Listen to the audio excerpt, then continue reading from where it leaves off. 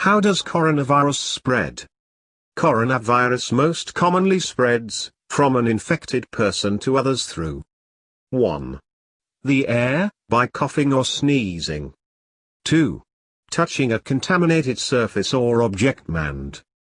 Then touching your mouth, nose or eyes. 3. Close personal contact, such as touching or shaking hands. 4. Rarely, fecal contamination. What are signs and symptoms of coronavirus? 1. Fever. 2. Sore throat. 3. Difficulty breathing. 4. Dry cough. How can I protect myself? 1.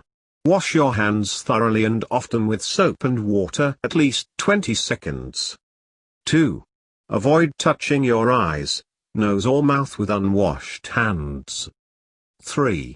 Avoid close contact with people who are sick. Welcome to ASportsZones, hub to sports world news. Update on darts. Sousa will take on world champion Peter Wright on his World Matchplay debut. Jose Sousa doesn't have a favorite double, which is perhaps fitting for a player who relies on instinct, appetite and affection for darts that has powdered him over the last 18 months. All the doubles are important, he tells Sky Sports with a smile while showing us his darts from home setup. Zoom can do wonders for a virtual interview. It's a simple approach to a simple sport, and such as Sousa's scoring power, the average is usually pretty good too. That approach almost makes for some remarkable finishing attempts and scoring. I don't think about averages, they help to win, but I only think about what I have to do. A friend of mine said, the triples are to run away and the doubles are to win the money. Needing 120 against Michael van Gerwen at the Gibraltar Darts Trophy, he took aim at 3 double tops. Having missed the first, he promptly went on to hit 2 treble 20s and bust his score.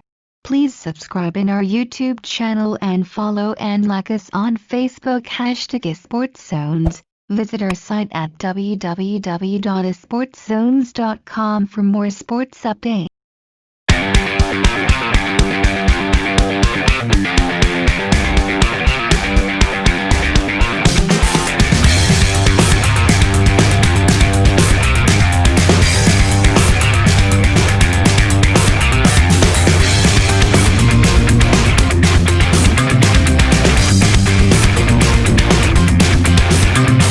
There is more to Sousa than maverick scoring and an unorthodox approach to doubling, although they have helped make the Portuguese, who resides in Madrid with his Spanish wife, something of a social media sensation with his approach to the finishing stages of a leg. Just over a year on from turning professional, Sousa will take on world champion Peter Wright on his World Matchplay debut in Milton Keynes this weekend, and he spoke candidly on how darts has now become his life. 5 or 6 years ago I didn't have a job, and was just working for 6 months with my boss, making kitchens. I went to Q school, I won my card and made the circuit. At first, things weren't going too well, but then my sponsors made new barrels, new flights, and I started to get stronger and stronger. I am very happy now, everything is going very well.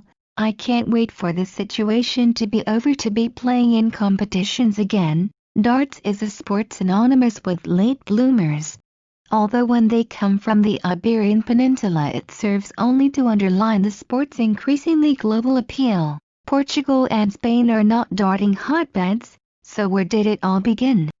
Unsurprisingly, it's the soft-tip version of the game which also provides an explanation for those quirky finishes. I played soft-tip for about 26 years, but steel-tip darts for just 2 or 3 years, says Sousa. Now I just practice steel-tip, and I am practicing 6 hours a day because it is now my job and I am taking it very seriously. There is a very big difference between them. In soft-tip, when I throw the darts, it went where I wanted it to go. In steel darts, it is different and needs more hard work. Of those 26 years, only 2 have involved playing regular steel-tip darts. His soft-tip success was remarkable.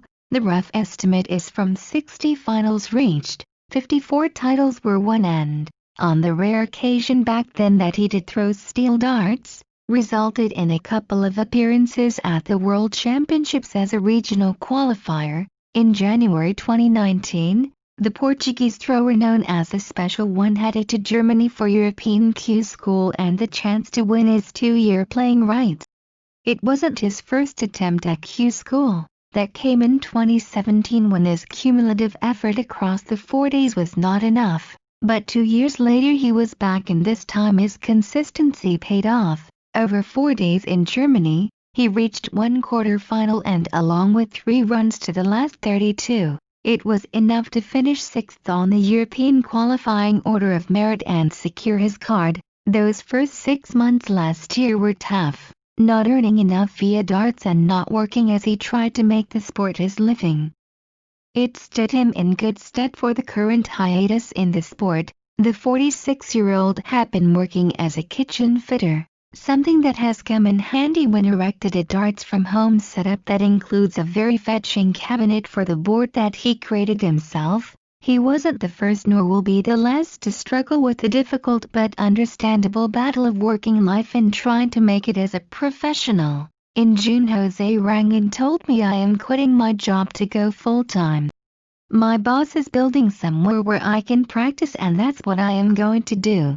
Sousa's darts manager Mac Ilkin tells us, "It's gone better than he has imagined, and despite still being a relative novice on the tour, he has earned over £75,000 in prize money and won 2 ranking titles since gaining his tour card in January last year." Despite the early struggles, there were signs. A run to the last 16 in his 3rd Pro Tour event and a first match win at a premier ranking tournament came before March. More Pro Tour runs, including wins over Rob Cross, Kim Huarbricks, Vincent van der Voort and Michael Smith followed, as well as qualification for his first European Tour event in Denmark. Having reached the quarter-finals with a win over Daryl Gurney, he was picked in a last-leg decider by Chris Dalby, but the time had come for a decision and that call to his manager. With kitchen fitting to one side, sponsorship deals signed and 6 hours practice a day,